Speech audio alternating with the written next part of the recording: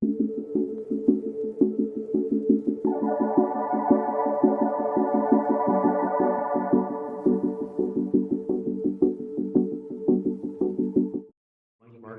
for putting this together.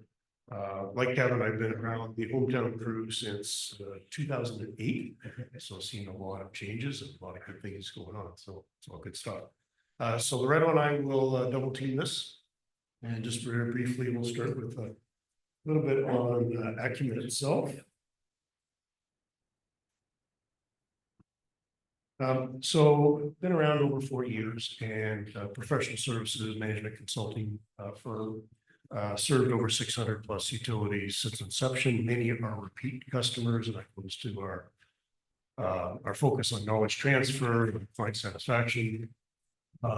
We have 4 practice areas: regulatory compliance, so NERC, SIP, and operations planning, operational technology, largely helping folks in the SCADA world, and most recently PI conversions, security, and we'll show some case studies in each of these shortly.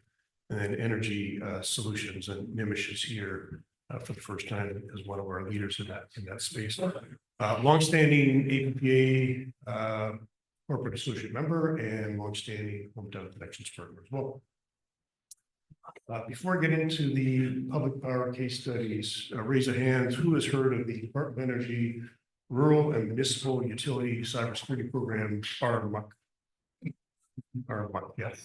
So many of you may have assisted joint action agencies, your utilities in applying for these programs. And I think Brandon, you said you assisted 6, and all 6 were successful. So 53 utilities across the country that were successful.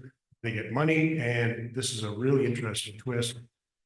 I believe the Department of Energy was saying to themselves, we've been throwing money out for cybersecurity for a long time, probably 10 plus years. Is it being used effectively? This time they're coupling up, if you like, each successful utility with consultants that have been pre-vetted. There was a whole RFI, RFP, year-long process. They're one of the successful applicants. So it's been great for us. It's been an amazing few weeks. It's going to blow my summer vacation plans out.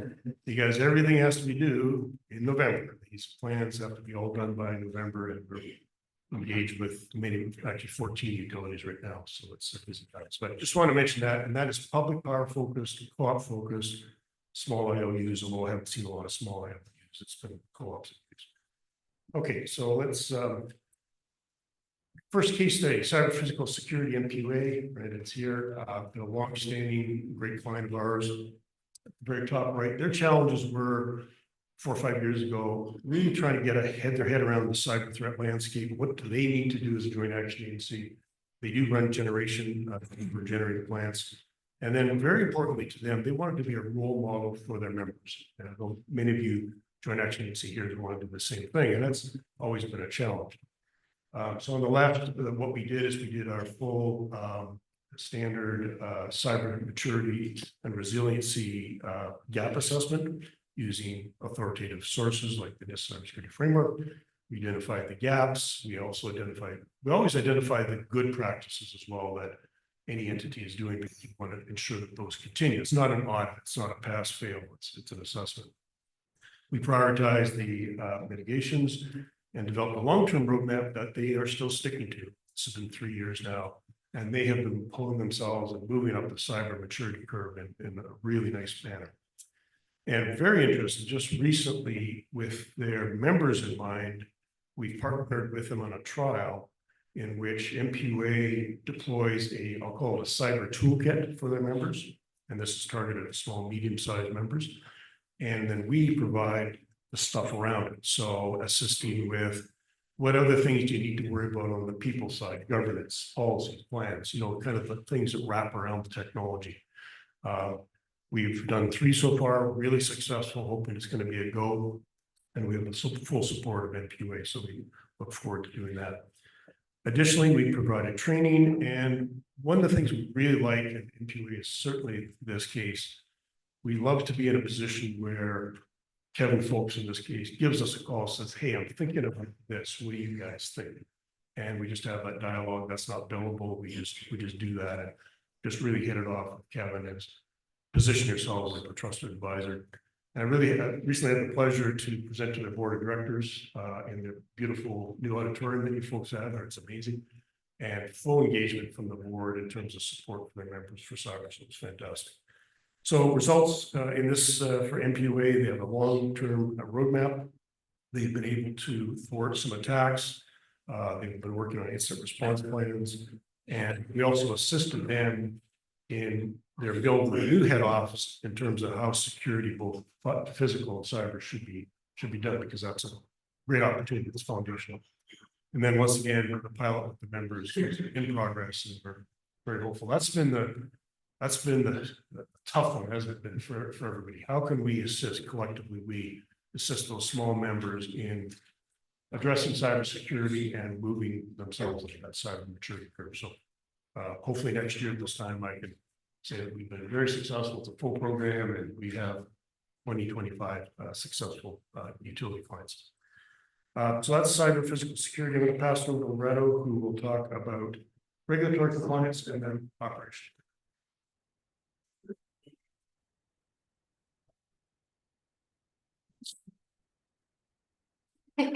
Every time I present, they tell me to stand up, Loretto. I can't see you on the podium. Anyway, I'm going to cover regulatory compliance. It's a service that we've been offering since NERC issued the mandatory standards for SIP and the OMP standards. This particular case study involves the city of College Station and Lower Colorado River Authority, both in Texas, and they're both public power.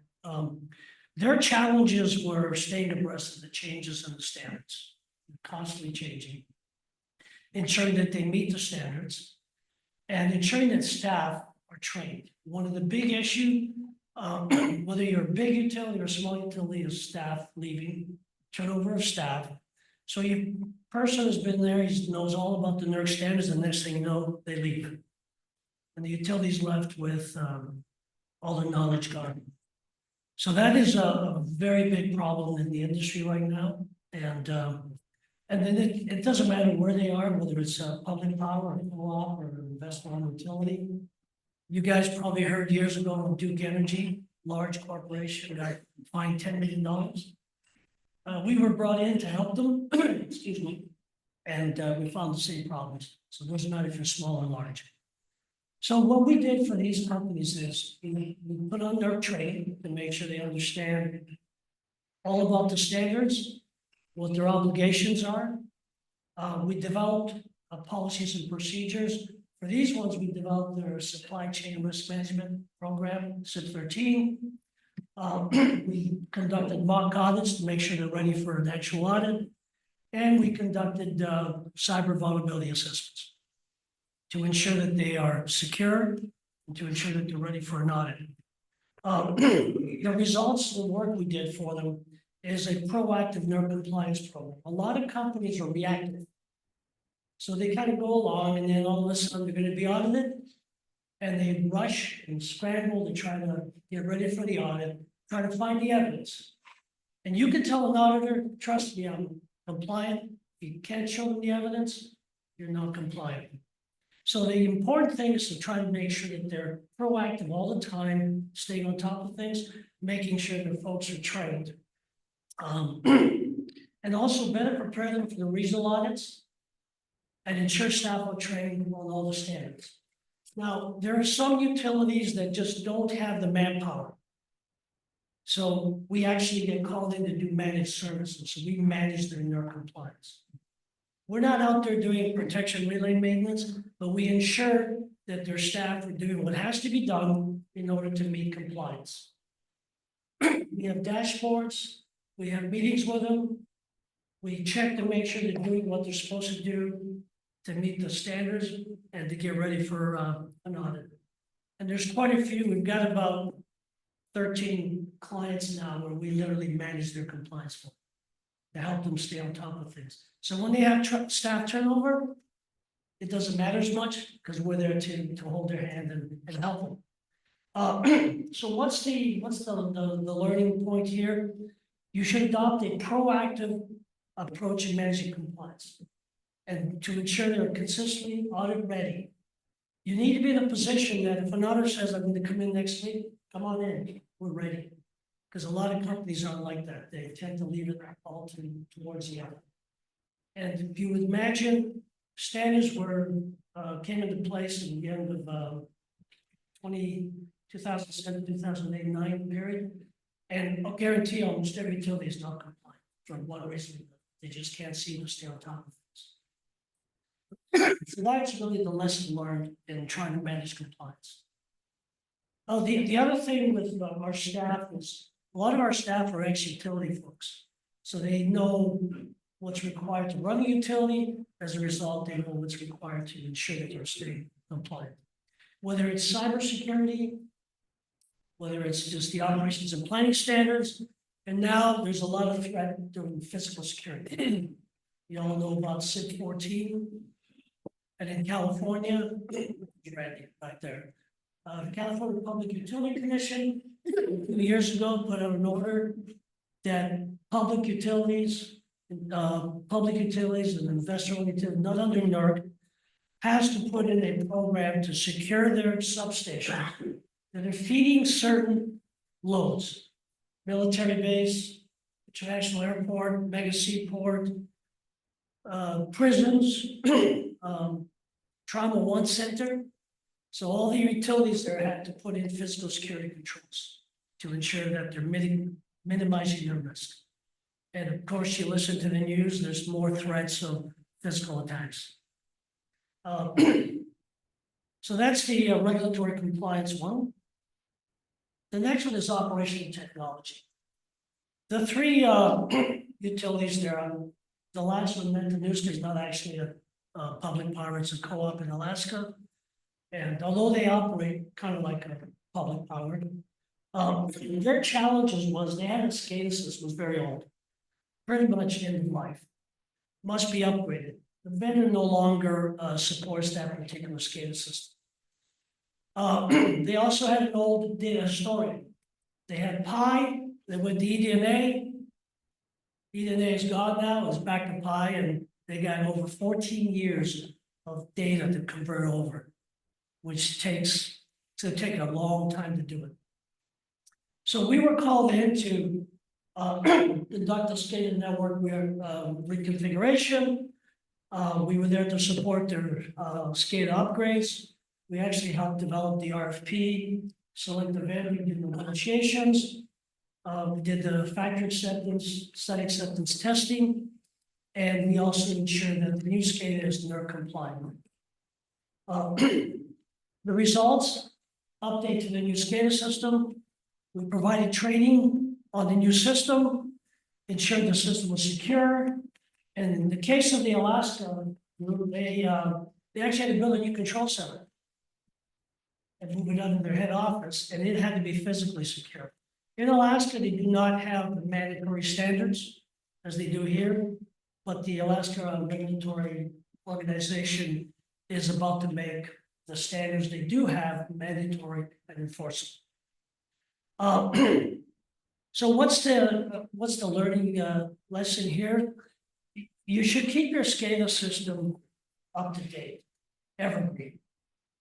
So we talked earlier about strategic planning. You do strategic planning at the corporate level, but you also have to do it down at the operations level. Do not want to get to a situation where SCADA is obsolete, you're putting band-aids on it, and then when it comes time to upgrade it, it's going to cost you a lot more. So the key thing that we advise our clients is when you're upgrading your SCADA system, try to make sure it's evergreen. Don't get too far down the road and the version you have is no longer being supported. And what does that do? It increases operational risk. In some cases, do you actually be involved in the budgeting track? Yes, yeah, we'll go in and do operational assessments. This city of Lansing, water line, we went and did that for them. We laid out where they are, all the lines, where they need to be. Cloverland Electric is cooperating in the Upper Peninsula. We did the same thing for them. They're probably, although they're cooperative, they're actually right now studying And NIMS is involved to build a new transmission line from Ontario under the St. Mary's River to the Upper Peninsula. Soon as they do that, they're gonna be a transmission operator and a transmission owner. They now need SCADA system, control center, prime, backup. They've got a lot of things, so they gotta plan for this. You just can't, all of a sudden, the system is there, what do you do now? So there's the strategic planning at the operational levels is key.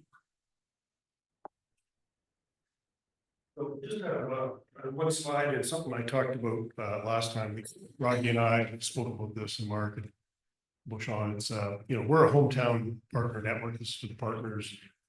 We are much stronger together. I think it's still a work in progress to really get that message out there. So what we worked after I got my soapbox on this last meeting, that we spoke with Mike, we developed a narrative, a couple paragraphs for proposals for all of us to use that basically summarizes hometown connections partners, a little snippet on everybody else, some new partners. So this needs to be updated, and Mike, I think you're going to do that. So I encourage us all to use that, because otherwise we're just still independent. We're not this network, this ecosystem, if you like, of really, really strong partners together. So encourage everybody to do that. Encourage us to all think about it. In our case, I guarantee every single one of your customers, clients needs our cybersecurity assistance. So you want to call me on that one. Same with regulatory operation technology. So we want to get that out there. But I think it really will start with your proposals, your dialogue, even your presentations. We can create that one slide on Hometown Connections partnership that Mike has put together.